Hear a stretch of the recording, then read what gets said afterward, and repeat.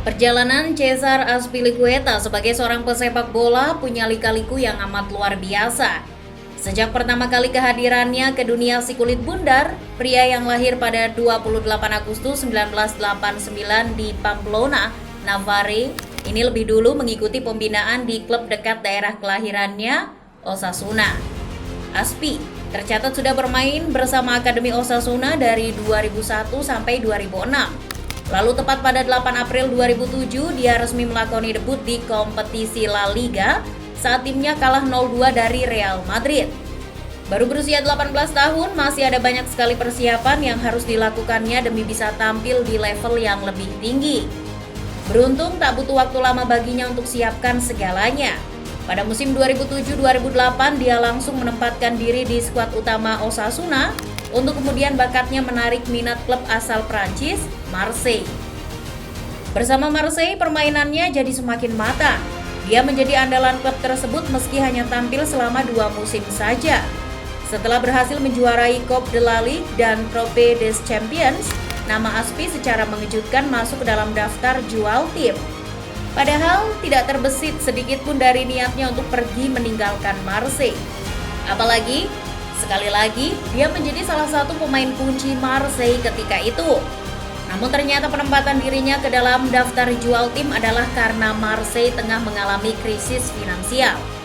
Klub sengaja menjual sejumlah pemain kunci mereka untuk menutup masalah keuangan. Karena mengetahui hal tersebut, Azpi lalu sadar dan bersiap untuk menjalani tantangan berikutnya. Hingga pada akhirnya, tepat pada tahun 2012 silam, dia diminati oleh klub London Chelsea.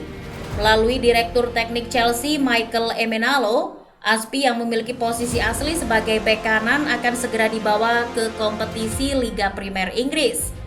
Akan tetapi rencana Emenalo sempat ditentang oleh klub karena Chelsea sudah memiliki 2 bek yang mumpuni, yaitu Branislav Ivanovic dan Paulo Ferreira. Namun karena Emenalo tidak mau melewatkan bakat seistimewa Azpilicueta, dia lalu berunding dengan klub hingga ditemukan kesepakatan bahwa sang pemain boleh datang ke Stamford Bridge asal dengan harga murah. Benar saja, Azpi resmi didatangkan Chelsea dengan dana senilai 7 juta pounds atau setara 141 miliar rupiah saja. Selain harganya yang kecil, nama Azpi ketika resmi didatangkan Chelsea juga tidak terlalu timbulkan banyak euforia. Karena di saat yang sama, The Blues juga mendatangkan 2 bintang muda ketika itu, Eden Hazard dan Oscar. Datang dengan suasana yang sebetulnya tidak diinginkan, Azpi tetap yakin pada misinya, yaitu bermain sebaik mungkin untuk tim yang dibelanya. Akan tetapi seperti yang sudah dijelaskan, namanya yang memang kurang diminati juga menarik pelatih Roberto Di Matteo untuk mengeluarkan reaksi yang sama. Allenatore asal Italia itu tidak melihat adanya sesuatu hal yang menarik dalam diri Azpilicueta. Beruntung sang pemain asal Spanyol tetap bersabar dan selalu menunjukkan yang terbaik ketika dibutuhkan tim. Berkat semangat juang serta mental yang tak terbantahkan, Azpi baru temui kejayaan setelah bertemu dengan Jose Mourinho. Kita semua tahu bila Jose Mourinho resmi kembali tangani Chelsea pada musim 2013-2014, di mana pada saat itu dia langsung terkesan dengan mental yang ditunjukkan Azpilicueta.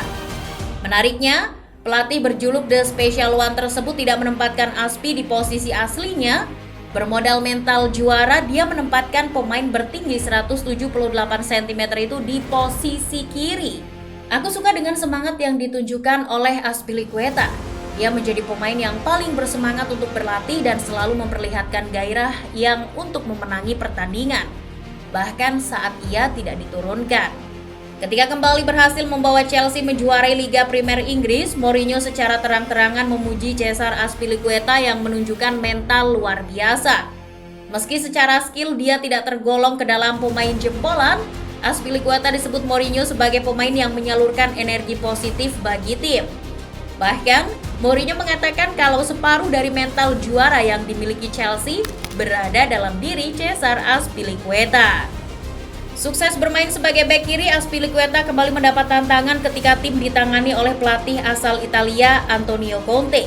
Conte merupakan pelatih yang begitu lekat dengan formasi 3-4-3. Dia selalu menempatkan 3 bek dan memanfaatkan para pemain sayap untuk melakukan serangan. Dalam hal ini, Azpi yang juga diakui mental bajanya oleh Conte ditempatkan di belakang untuk mengisi posisi 3 bek sebelah kanan. Sejak era Conte, Azpi berhasil mentransformasikan kualitas bek sayap ke peran bek tengah. Dia cakap dalam menggiring bola dan juga memulai serangan. Saat itu tidak juga banyak yang memprotes keputusan Conte ketika menempatkan Azpilicueta di posisi bek tengah kanan, sekaligus menggantikan peran John Terry yang memang mulai menua.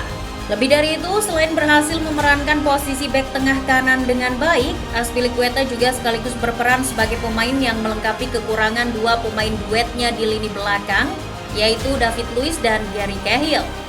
Azpi menjadi pemain yang akan selalu mematahkan serangan lawan dengan menggunakan kecepatannya, sesuatu yang tidak dimiliki oleh David Luiz dan juga Gary Cahill. Musim berganti, Chelsea pun kembali ditangani oleh pelatih anyar. Kali ini adalah legenda mereka sendiri, yakni Frank Lampard. Sayangnya di tengah kegagalan Lampard dalam memberi kejayaan bagi Chelsea, pelatih asal Inggris itu juga tidak terlalu mempercayai kualitas yang dimiliki Cesar Azpilicueta. Setelah selama bertahun-tahun mengisi pos di skuad utama, nama Cesar Azpilicueta tersingkir oleh Reece James yang memang menunjukkan performa gemilang bersama West Brom. Meski pada akhirnya Lampard menyadari mental dan juga semangat luar biasa yang ditunjukkan Azpilicueta, itu semua sudah terlambat. Dia keburu dipecat dan digantikan oleh Thomas Tuchel. Tidak ada pemain yang punya mental pemenang seperti Azpilicueta. Tim ini beruntung punya pemain sepertinya. Di tangan pelatih asal Jerman inilah nama Azpilicueta kemudian kembali melambung. Di usia 31 tahun, dia yang semakin berkembang memiliki tingkat akurasi operan sebesar 91,5%. Selain itu, dia juga membuat rata-rata 4,77 operan progresif per pertandingan. Melalui kemampuan operannya, Azpilicueta masuk dalam daftar pencetak assist terbanyak dalam sejarah Premier League dengan raihan 32 kali. Lebih lanjut, karena sering melakukan overlap, Azpilicueta juga tak jarang mencetak gol. Seperti diketahui, dia merupakan pencetak gol pertama Chelsea di era Tuchel pada laga melawan Burnley 31 Januari 2021 yang lalu. Selain menjadi pemain yang berperan penting di atas lapangan, Azpilicueta juga menjadi pemain yang punya jasa besar di luar lapangan. Dia menjadi sosok penghubung komunikasi antar pemain lain. Dia yang bisa berbahasa Prancis sangat membantu Edouard Mendy dan Thiago Silva beradaptasi di tim. Aku punya rasa hormat maksimum terhadapnya. Dia luar biasa.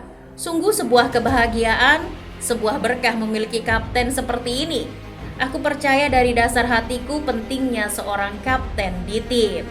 Bagaimana menurut kamu, football lovers? Silahkan tulis komentar kamu di kolom komentar. Jangan lupa untuk like dan share videonya. Thank you.